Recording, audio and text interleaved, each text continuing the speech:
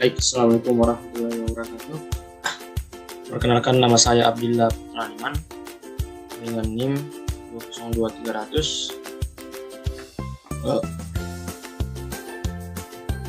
Kelas di Teknik Informatika. Di sini saya akan menjelaskan mengenai tugas yang telah saya kerjakan sebelumnya. Itu tugas akhir dari mata kuliah microcontroller.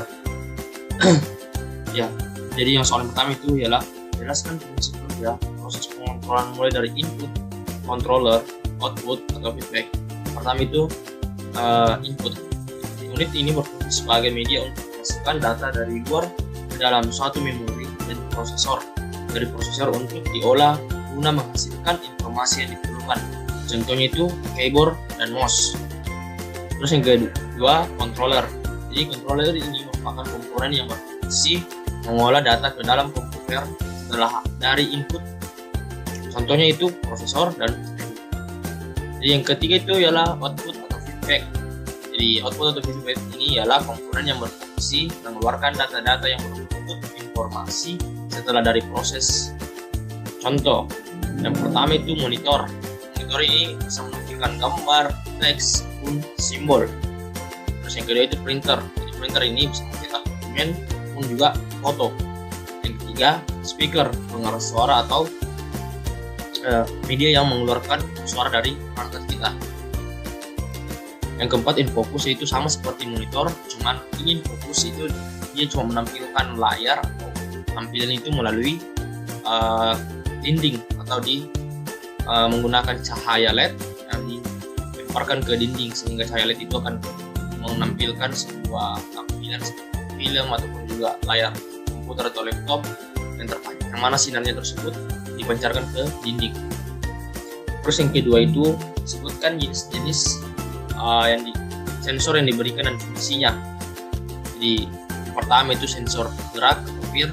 Sensor PIR mempunyai dua bagian utama. Yang pertama itu pemancar infrared, sedangkan bagian yang kedua yaitu penerima. Bila ada sensor ini ada yang melewatinya, bagian pemancar akan mengirim tanda atau sinyal ke bagian penerima. Selanjutnya penerima akan memberikan perintah pada alat lainnya.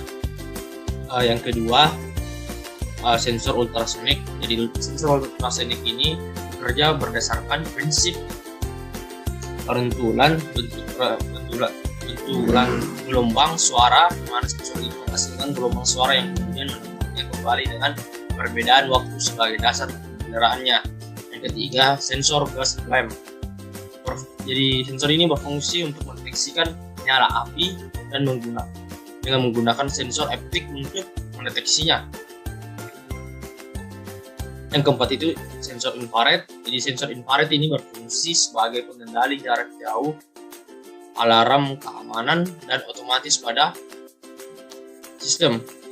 Jadi soal ketiga itu di sini soal ketiganya berisi tentang jelaskan proses coding atau penulisan sketch program compiling bootloader pada Arduino dan running program pada Proteus.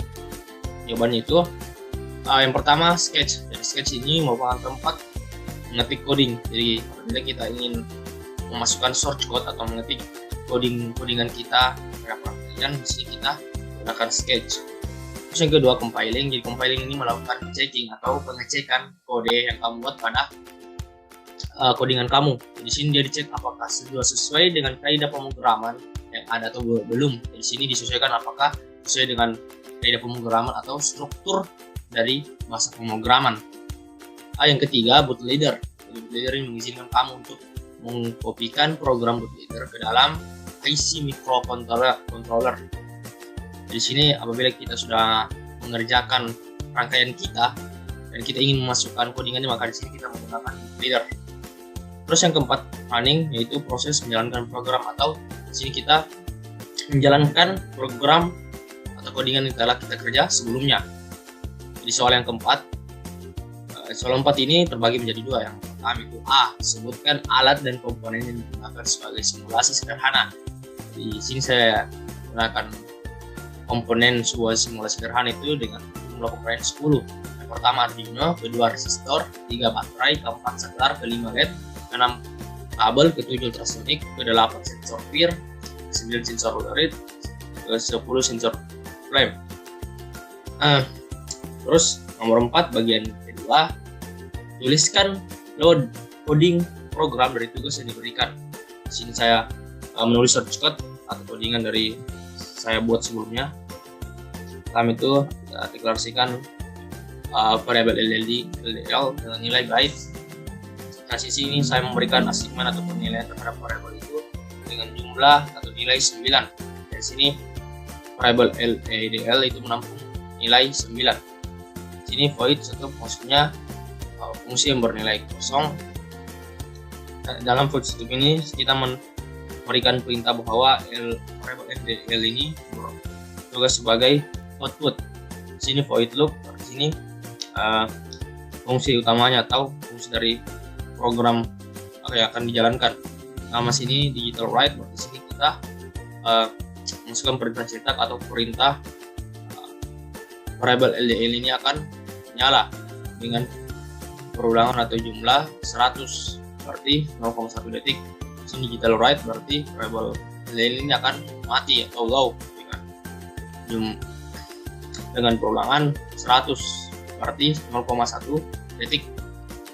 Oke, sekian dari saya, kurang lebihnya mohon dimaafkan. Akhir dengan ucapan assalamualaikum warahmatullahi wabarakatuh.